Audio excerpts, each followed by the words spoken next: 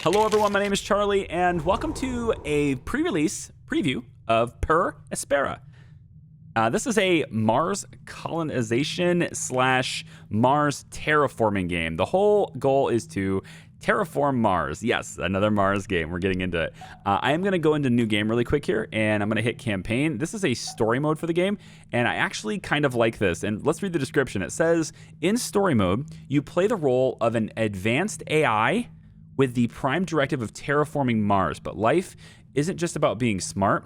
It's also about those you form a bond with and how your decisions bring you closer or drive you further from them. So you're going to follow your own path and discover what awaits you at the end of this thrilling journey. And I am going to start this off in normal, and then I do want to also say I am limited in what I'm allowed to show you, but the limitations that I have are not going to be exceeded or even going to get to them in this video. So if this looks like something that you're interested in seeing more of in the future, please let me know down in the description, down in the comments, I'm sorry, and maybe we'll take a look at this a little bit more as we go, another video perhaps. This game is scheduled to come out in early December. So keep in mind, again, this is a pre-release version, so anything you see may change, but early December is not that far away, so I imagine it's pretty around the corner. So what is Per Aspera? This game is all about terraforming Mars, but it takes it into a more macro scale, as opposed to the micro scale that you would have in, like, say, something like surviving Mars. So I'm gonna go ahead and just walk you through a little bit of what it is, but I'm not gonna interrupt the story because the voices are actually pretty well done, and you may actually recognize some of them because they actually went a little bit and maybe had a little bit of a budget for that kind of thing. So that's gonna be good. So I'm gonna start this by building an aluminum mine, and we'll follow along with the different objects that are supposed to happen here. Objectives, but first there has an incoming call, so let's go ahead and address that. Amy, this is ISA Mission Control calling from Earth. Are you with us? Do you copy? So I actually have a choice here. I can say confirm, or I can chat, okay? And this is, again, a personality thing. You're an AI, you can choose, and there's a timer on what this is. So I'm gonna choose to chat. Affirmative, Houston. And the view is marvelous. Oh, we are glad to hear that. Let's get your initialization underway. The primary Mars module has already touched down at the designated landing zone, so it's time for you to take control of the mission. The main directives are displayed on the left edge of your display. Follow them to set up the initial base on Mars' surface. I'll give you some time to settle in. When you're ready, go ahead and initiate our terraforming mission. Houston out. Okay, so obviously we are all a sort of a machine-driven, automated system to terraform Mars at the point. We want to be able to set up the initial logistics and supply chains before we have human beings touch down. This is a similar idea to what we wanted when we're playing Surviving Mars, for example. We wanted to get a lot of the resource gathering and stuff, and a lot of the, the concrete and all that stuff. We wanted to make sure we had that logistics down for the initial buildings that we was going to need to utilize human beings for their survivability, including building a dome. But with this, though, it's a little bit different. Like I said, it's a macro scale game. What does that mean? Well, it means that we're not just dealing with one little colony. We're dealing with the entire planet. Yeah, we got a lot to do here. And there's a lot of surface area, and you can, like, zoom in all the way in on anything, and you can get down here pretty good. Of course, it does have that hand-drawn art style thing going on as well, so keep that in mind too. Anyway, let's go back to the landing site. So what are we doing here? This is our initial little landing site, and this is kind of our hub, right? We have a single worker, and this is like the biggest bottleneck for you in the beginning here. It has a bit of a slow pace because of this, but The view of Mars from up here is fascinating. The landscape is so cratered and desolate. Wait, this is my voice that I am hearing. It's me. I am talking to myself. I must be verbalizing my thoughts as I process them. What an interesting function. I would like to test this some more. What other observations can I make about Mars? Okay, I can either choose inspiring or attention grabbing. Let's go inspiring. This planet is so resilient. It inspires great things. So we've got this initial bit, right? We're trying to get resource gathering. What I've done is I've dropped an aluminum mine because there's an aluminum, there's a resource here for it to get the input for it. It will output usable aluminum product that we can use to build things. The same is true for the silicon mine, which I'm also doing. When you lay down a building, it's gonna make these nice long roads for your worker, but your worker has a limited range because, you know, batteries. So if you get too far away, you're going to want to drop worker hubs to kind of connect them up. And it will walk us through that as we go throughout the story too. You do want to generally follow this basic industry thing at the beginning. So I'm going to go ahead and drop a glass kiln. And you can kind of see which buildings these are going to be connected to. If you get too far away, you can still build it. But like, good luck with your rover being able to necessarily reach it efficiently. For the glass kiln, I'm going to put it like maybe, I don't know, it doesn't need to be that close. Maybe we'll put it like over here. We'll put it like right here. So all this interconnected stuff, again, it's kind of like this AI, right? Now, we have a lot of different control speeds. At the very top, we see the clock is currently running at 1 time speed. So this is our speed sort of simulator. It's currently year 1, month 2, Southern Autumn, I guess, and Sol 15, and you can see that now, Sol 16. We have a compass at the top. So far, it doesn't look like you're actually allowed to look south, which is pretty weird of a decision.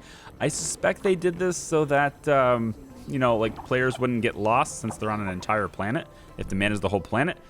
But I kind of, like, I don't know if I agree with that. I would like better to have like just a single button where you can restore camera to north of the top kind of thing. But I don't know. They just don't let me look. They won't let me look south.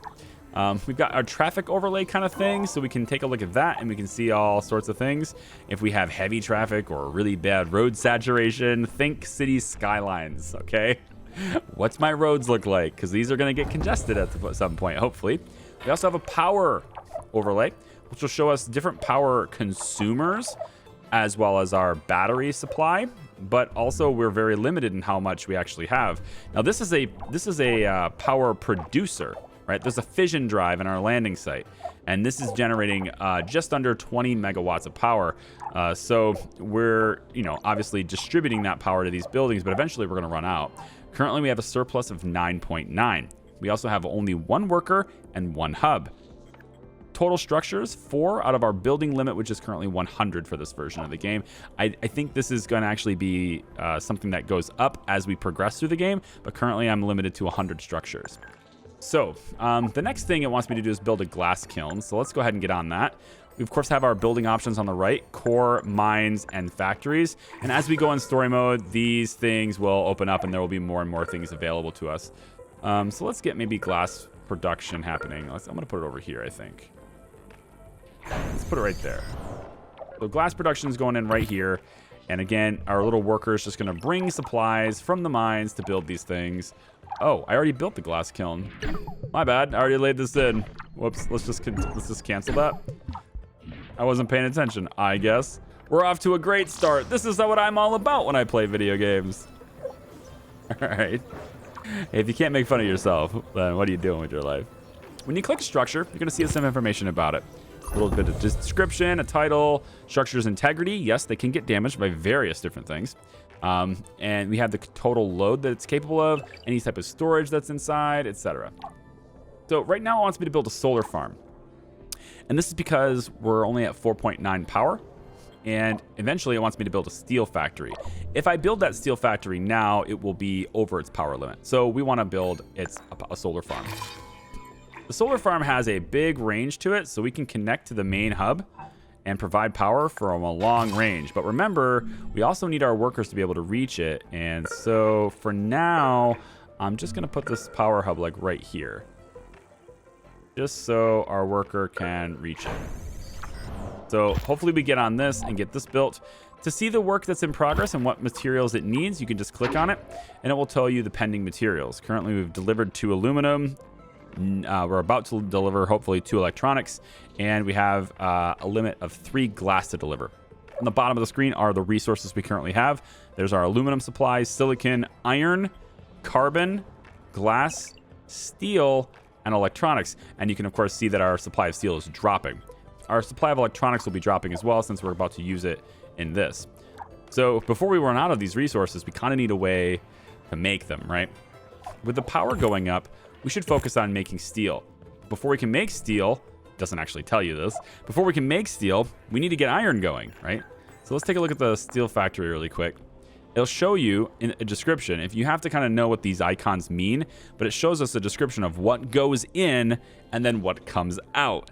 And for the steel factory, we need iron to come in and we need carbon. So we need both of those types of mines set up before we can make the steel factory.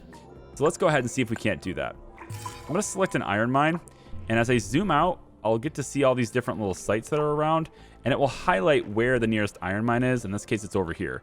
That's pretty far away. In fact, it's too far away for any of my drones to reach.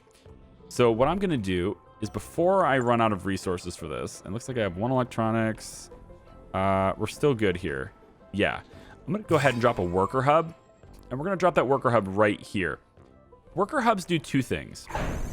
The first thing they do is they expand the number of workers that your base can support. So if you are starting to build more workers, as we'll eventually do, and we're at our cap, which is what this is, building more worker hubs will enable you to support more workers.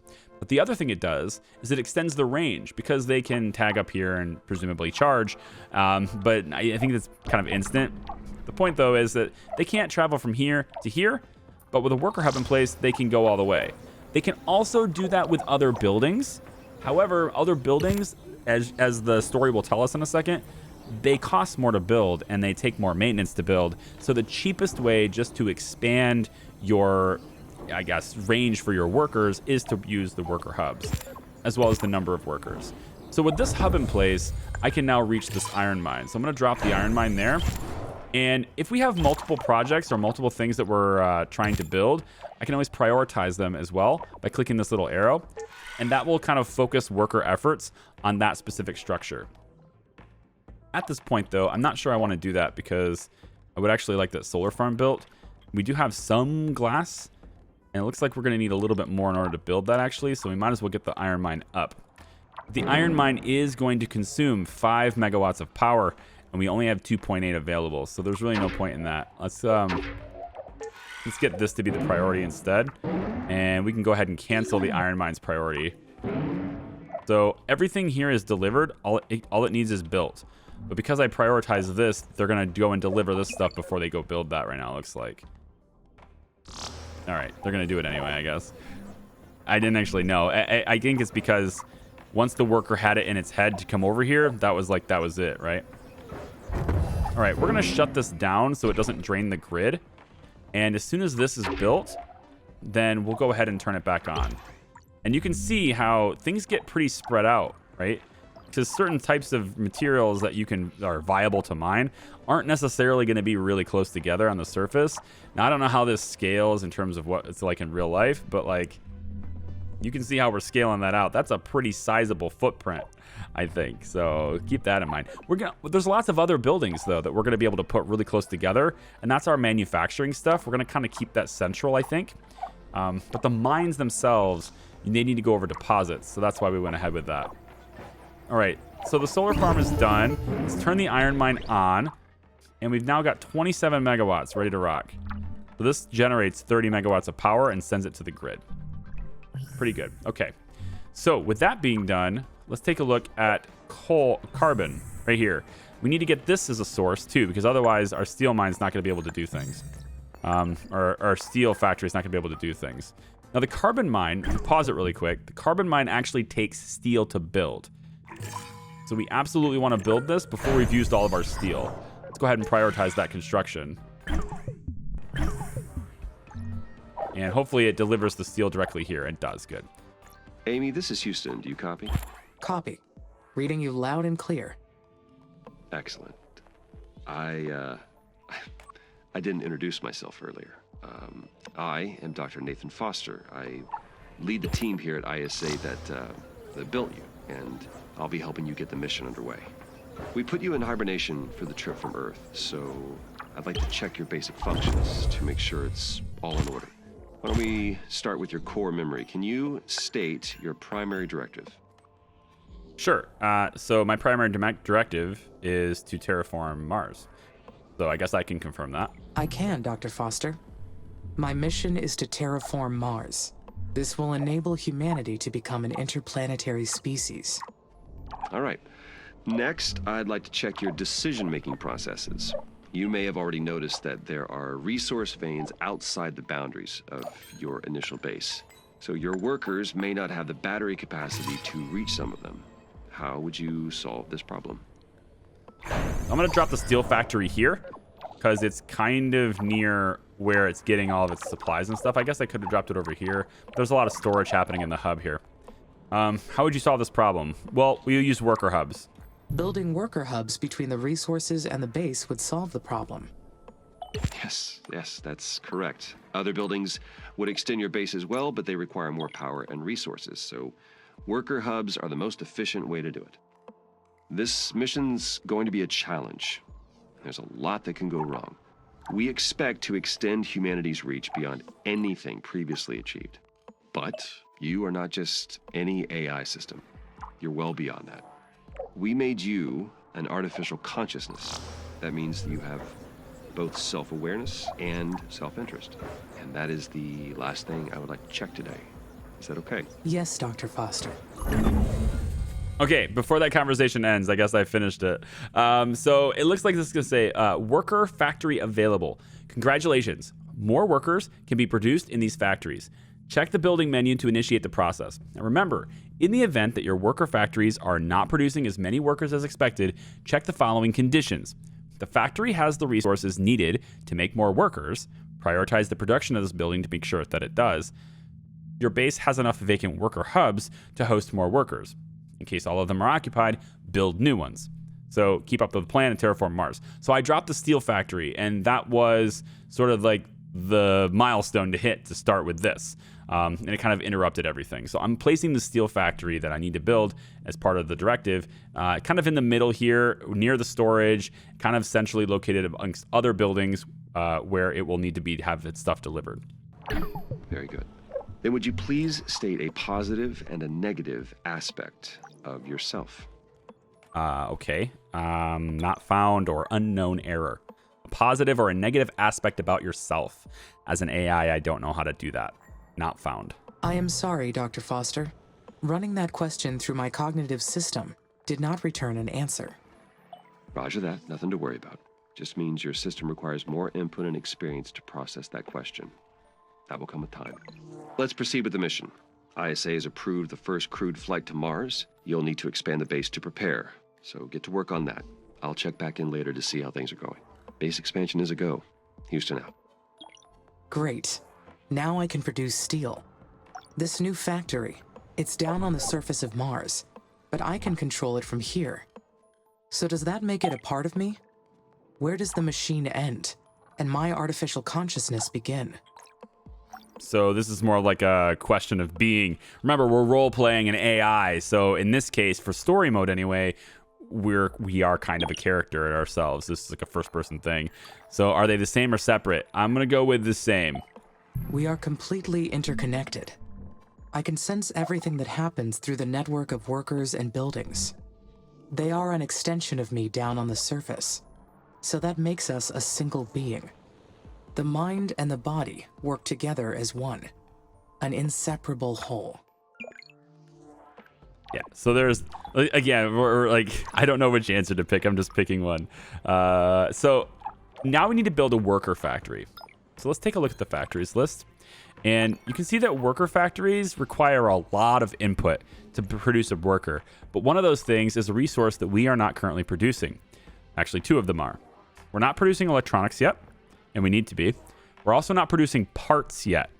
So we need to do those two things and get those running before we can have a worker factory, because otherwise the worker factory is pointless. So why don't we start with an electronics factory, as electronics are needed to build other things too. So let's go ahead and take a look and see where we should put this. And I'm going to set this, I like the central location right here actually. So let's pop this right here. And the drone and stuff will go ahead and get building that.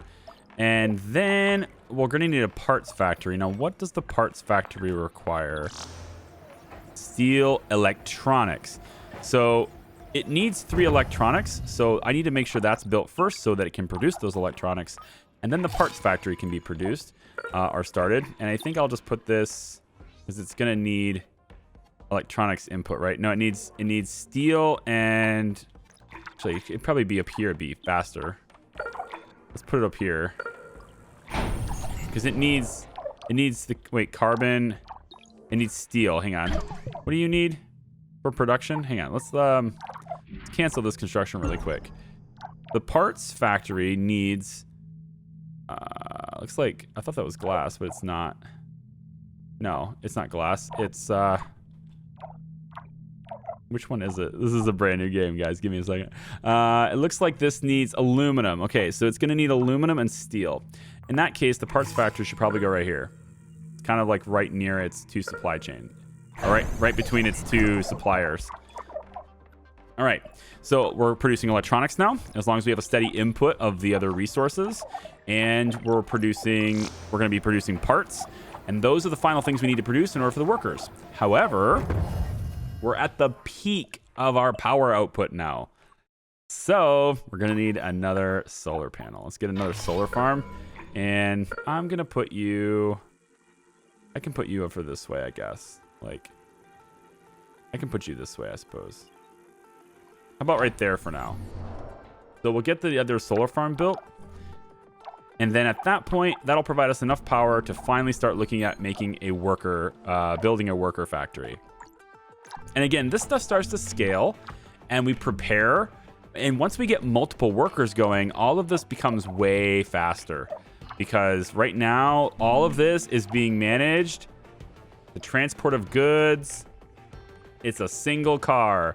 And I'm at 8 times speed just to make this tolerable. But once we start building more, right? Then, I thought this was done. There it goes. Once we start building workers, all this becomes way faster. So let's take the worker factory, and we're going to put this, how about right over here? This little spire here. Let's connect that up. And this becomes the best building in the world now. Because this building, as long as it's supplied with its raw resources that it needs to make workers, will start making this whole base far more operational. And then everything becomes very interesting. Now, if I zoom out, we're going to notice a couple of things, right? I'm just going to go down to like slower speed for a second. Right here, we have an impact imminent. So we are constantly monitoring, Mars's atmosphere for storms and other types of, radiation or whatever the problems are. And it looks to me like we have detected somewhere out there, there's something coming, and there's going to be an impact right here. And this is the affected area. There's going to be an impact on 24 souls right there, right? So that's kind of crazy. Sometimes we're going to be able to see storms. This is another impact right here. Sometimes we'll be able to see storms. Doesn't look like there are any necessarily that are a bother right now. But over time, we're going to start seeing that. And like, this is going to get wild. Like, just imagine all of this, having buildings and roads and stuff like everywhere, right? This is why I say that this game addresses Mars colonization and terraforming on a macro scale, because it is far less about the individual structures and, having go get these supplies and managing the rovers and, oh, we need a job for these guys. That's more of a micro scale game. That's like surviving Mars. This one is talking about a huge picture, right? This is like when you're colonizing, this will be this little bit here, I suppose. But then you go out to the map screen in the other game, and you're like, I want to trade with the other people that are way over there. This is about that. You're managing the whole thing. There's a storm right there. We got a dust devil detected right here. Nah, moving around. Yeah, it's pretty nice, pretty nifty. One thing I wish this game had though, and maybe it does and I just don't see it, that happens a lot, is a one button click or some sort of key that would get me immediately right back to my base, right back to ground zero. There is nothing like that. So if I ever get lost and have to figure out where I am, I just gotta look for the lights. It's not hard to find it, but I think it would be cool to have some sort of a hotkey setup that would take me directly to my base if I needed it to be. All right, let's speed up time a little bit. And right now we're just waiting for all the construction materials to be delivered. We need one more steel and looks like one more parts. And again, it's all about this little guy, this little worker that could. So let's speed this up to 16 times speed now. Pretty much every half second that goes by is a soul at this speed. And all we need is a part. So parts factory has to produce parts. There we go. And now we have workers. Finally, I can build additional workers now. Good. I will appreciate the extra hands. Yes, I will. But I wonder, do I really need them? Yes. They will give the mission a boost. They will give my functionality a boost. They will give my functionality a boost. I feel like I'm going for robot overlord in the way I'm wording things. They will boost my functionality greatly. Having more workers will expand my physical domain over this planet. Yes, it will. Okay, so we can definitely go full on robot overlord in this if we want to. Okay, so this worker factory, in order to produce a worker, and it looks like it's going to take 41 souls to do one, but it's going to need just parts, electronics, glass, and aluminum delivery. So hopefully that gets happening, and it looks like it is a little bit. It just needs a little bit of aluminum. Not sure when that's going to get delivered.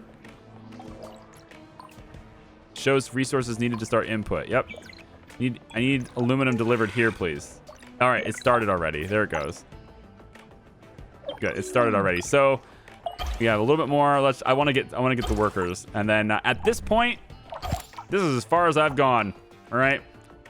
So I just gave this a quick once-over, just a quick try, just to see what things are about, a couple of restarts to just kind of get the feel for it. The base and the starting location you have is different every time. Resources and where they're located and stuff is different every time. We do have certain like landmarks that are named, right? So if we wanted to find Olympus Mons, yes, we would go with... I guess I don't see it right now. I think this whole thing isn't it? Maybe I have to zoom out to see the bigger picture. No, it's not showing me Olympus Mons. That's interesting. Okay. Well, I thought there was. Maybe I had to zoom in further to see it. There's a whole bunch of stuff. I think this is it. This is Elysium Mons, so that's not quite the same, I don't think, but it looks similar than that. I think it looks similar to that. Anyway, what's this resource? Chemicals. Kind of vague, but all right. So we're looking for a maintenance facility. Builds maintenance drones and sends them to repair damaged buildings. Okay. We're probably going to want a worker hub to get out to the chemicals, potentially. So why don't I build another worker hub right here just to kind of get that started. Worker hubs do take power, so I am going to draw a little power off my grid. This also will expand. The worker factories will be so helpful. The workers will take care of the manual operations, while I focus on developing the life support systems. Soon, I will welcome the first colonists. Yes. Their arrival has created so many expectations in my mind. There will be so many paths to take from here on. But there's something else as well. Some kind of feeling created from those expectations. Oh? What is it? What is it? Excitement or anxiety? I think she's excited. I believe this is excitement. Can it be? I am excited for the future. I anticipate. I plan. Therefore, I feel. I think, therefore, I am. Fascinating. It's good. Okay, so the maintenance facility. Let's take a look at that. The first worker has been made in the worker factory. Yes. It is my first Marsborn. Oh, Marsborn. First of many. My workers will spread across the planet. The knowledge base says that workers need to recharge at their own worker hubs, and that they'll degrade over time from the harsh environment. Aw. I know they are only machines, but I feel a desire to care for them. I do not like the idea of them dying. Well, we need to make a maintenance factory so that we can make repairs. So let's go with, polymers would make chemicals, or it inputs chemicals, it outputs polymers. The maintenance facility is up here. This takes See, now this is going to take the polymers in and output. So we need to have the polymers factory first, which requires chemicals. So we need to have the chemical mine first. And we're going to put that here. And that is in range of that hub. So we'll be able to just get straight to it. Now, we're going to run out of power here too. So let's also look for more power. And this is mostly just kind of like a solar farm hub I'm making here. So I can put this like right next to this. Kind of like that. And we'll get that going. But now we've got 2 little cars running around, right? Very cool. And as we expand and get more resources into this worker factory, we'll start generating even another worker. That'll be awesome. So yeah, Mars on a macro scale. And we're going to welcome our first colonists soon. I'm not entirely sure when that happens, though. Let's get the solar farm up if we can, guys. Let's go like that. And actually, you know, this will take 10. And we only have 9 overhead. So hopefully they get that done first, and then we can build the mine. That's going up right now. Okay, so let's shift our focus to this one, please. And again, since we have 2 cars, we got 2 workers now. I wish they could carry more than 1 resource at a time, but I kind of understand. Like the resource amounts are in a stack that is the equivalent of what one, car can hold at one time. Okay, so we got power, I think. Hang on. Oh, not operating because the effective power range of this hub is just outside that. So if we want to cover this area in power, I actually have to build another one of these, which kind of sucks, but it's not like we don't have those resources coming in. So why don't we instead go ahead and just build another one right over here? How about right over here? We can cover that mine like that. And then in order to get here, I'm going to have to make another worker hub. Oh, I didn't check that power limit beforehand. All right, let's go like that. And we'll have this be the priority now.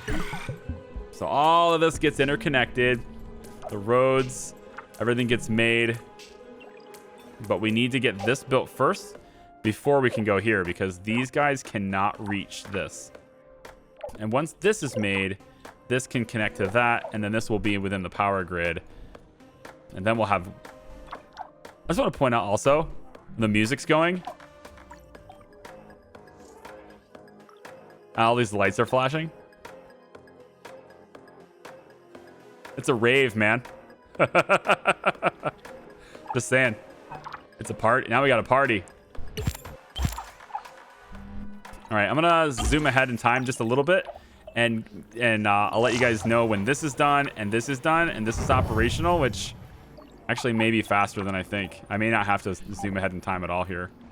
I'm going at 16 times speed, and they seem to be delivering it with okay speed. With 2 workers. What about progress on the 3rd worker? That's the wrong one. It's this one here. There we go. We're making another worker. It's coming out, and you can see the progress by hovering too. This UI is actually pretty cool. It takes a little bit to get used to. But the UI is actually pretty cool. How it kind of shows you progress on a mouse over like that. Very nice.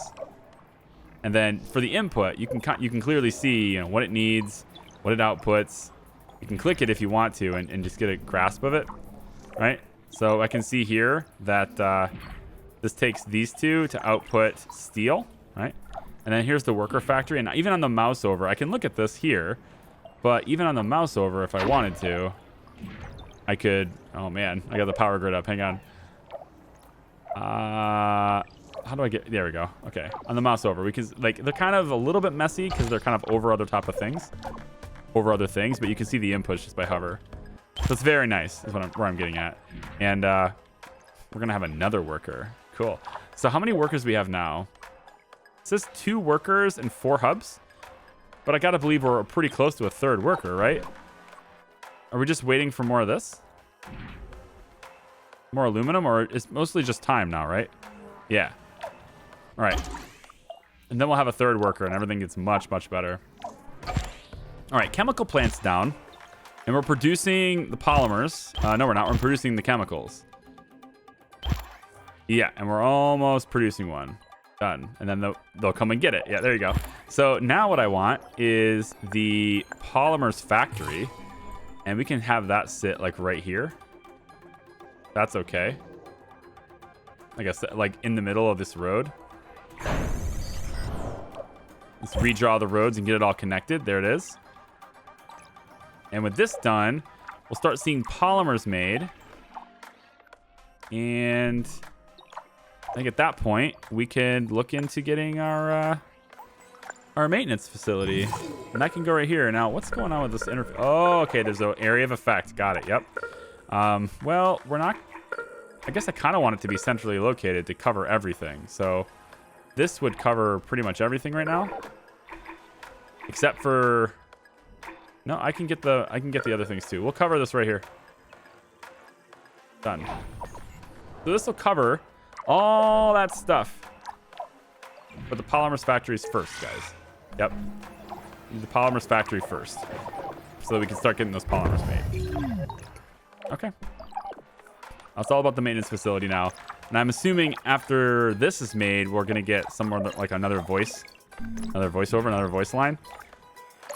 I have a suspicion that like in the story mode here, right? Like there's already a connection. There's like a choice of being sort of more human and sort of getting an emotion and empathy towards humans. And then there seems to be anyway, clear to me anyway, sort of this line where it's like, yes, I will reign over this planet one day. I kind of feel like that's where that dialogue's going.